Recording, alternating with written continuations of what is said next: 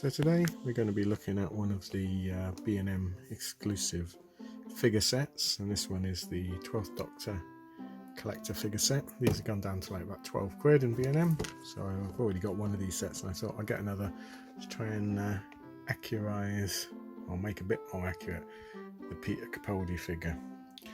And this is one of B&M tend to repaint or cobble figure sets together from other bodies, so this is a better facial likeness and head than is on the sort of standalone Peter Capaldi figure, but this one's meant to be in the red velvet coat version, which is not very accurate because it's slightly too light a colour, but it's also, he's not wearing a waistcoat and it's obviously someone else's body. So what we're going to do is get this out and have a go, see if we can make it a bit more accurate. So we've got the figure out of the box. It's quite nice. It's made of that weird soft plastic that character options use. It's got ball jointed arms, bicep joints, ball jointed hips, even the feet move, so it's quite nice.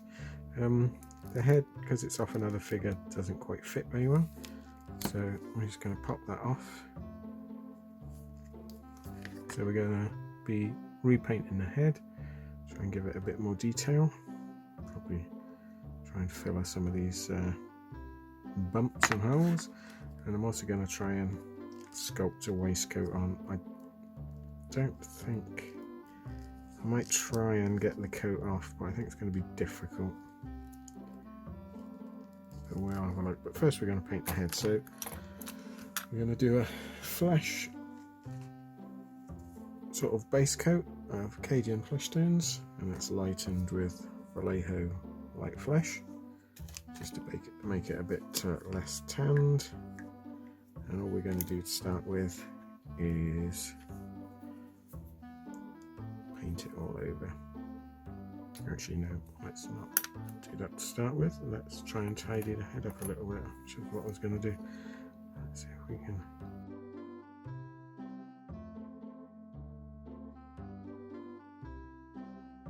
Also I'm going to try and trim the neck off a bit so it sits a bit better.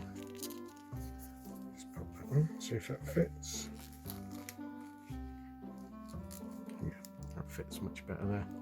So just a little bit of trimmage solves a lot of issues. Right, let's pop some.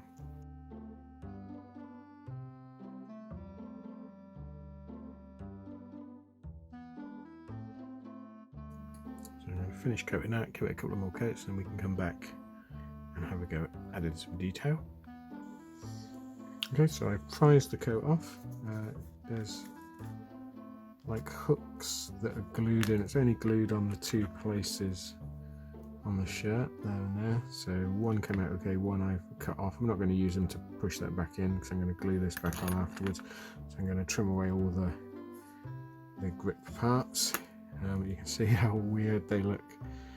Look how thin his neck is. So yeah, so this is like a glued on collar and shirt front, so I should be able to cut the belt off and then build this up as a waistcoat.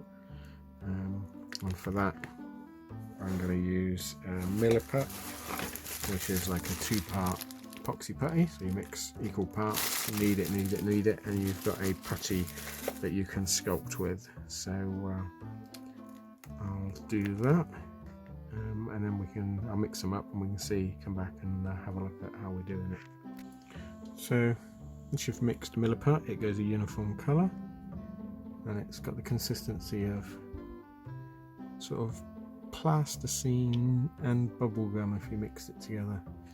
It holds detail well, it's good stuff, very sticky, you can use it to repair everything. So what I'm going to do is flatten the piece out to make the waistcoat.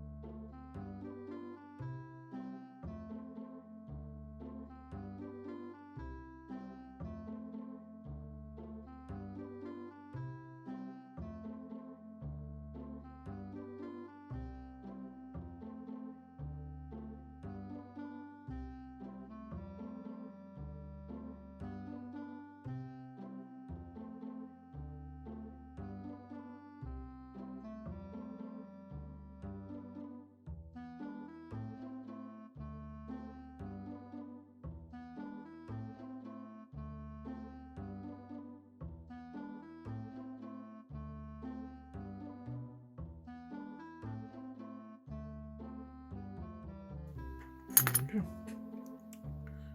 One basket.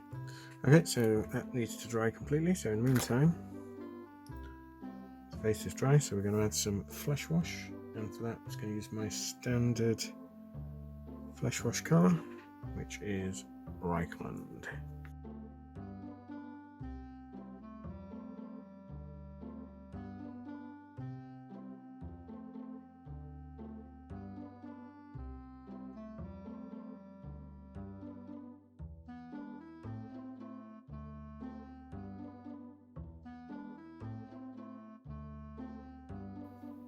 Okay, I'm going to let that dry, come back and blend that out. Okay, so the flesh wash is dry. Then we're just going to use a slightly lightened shade of the flesh tone just to blend it in, and this is with an almost dry brush.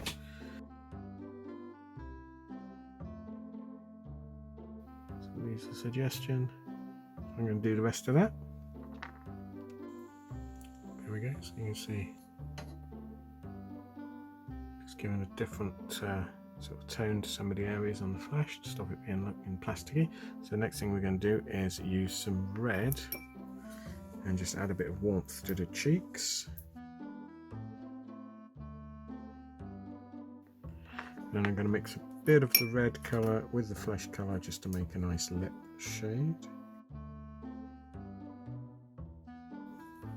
And white for the eyeballs.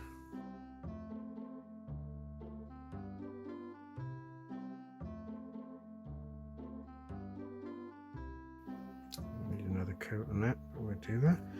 And then because we've lost the, when we were blending it out, we've lost a little bit of the flesh shade around the nose and the lip line, the mouth line. I'm just going to add that back in.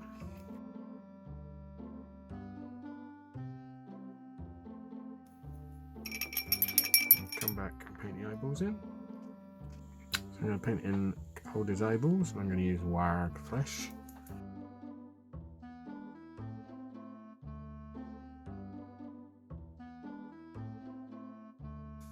Paint in his eyebrows, and I'm going to use a Dawnstone Grey Dawnstone Grey colour.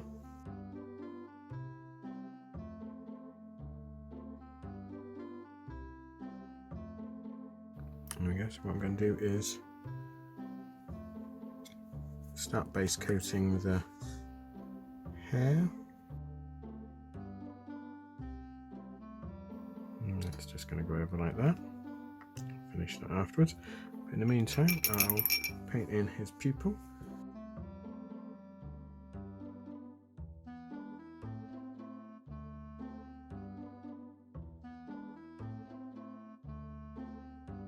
That one I might touch in a bit of the white because it has gone a little bit thick on that one.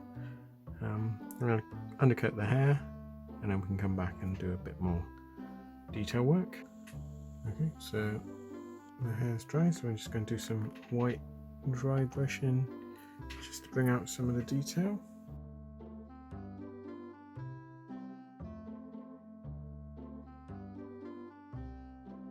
I'll do that over the hair and we'll come back. Okay, so dry brush the hair on the head, and I think that's looking pretty good. It's looking more like Mr. Capaldi.